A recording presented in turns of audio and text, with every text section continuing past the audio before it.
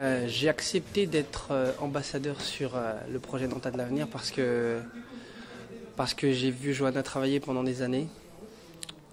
Je l'ai rencontrée sur plusieurs événements où c'était très très sensible dans les quartiers il y a plusieurs années. Et j'aime la démarche de ne pas être qu'observateur et de ne pas poser que des réflexions. On se pose beaucoup de questions et puis après, je pense qu'il faut trouver un mode de construction et je trouve que la démarche, elle va dans le sens de ce qu'elle a vu, de ce qu'elle a vécu et de ce qui lui est retourné. Voilà, après, moi je suis dans le hip-hop, donc je pars du point de vue que quand on est un artiste hip-hop, on est le reflet de ce qu'on a vécu, des difficultés qu'on a vécues. Donc au bout d'un moment, on prend position en fonction de ce qu'on a vécu. Et donc ma sensibilité, elle est dans ce sens-là. La première chose qui me manque quand je voyage, c'est ce que j'appelle un laboratoire.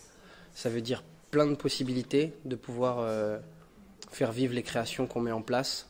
Ce qui est beaucoup plus difficile dans d'autres villes qui coûtent beaucoup plus cher. Et des fois, on a beau dire qu'on n'a pas assez d'espace, en réalité, on en a pas mal. Et c'est ce qui me manque. C'est-à-dire que je diffuse ailleurs, mais on prépare tout ici avec les jeunes d'ici et c'est beaucoup plus riche en tout cas.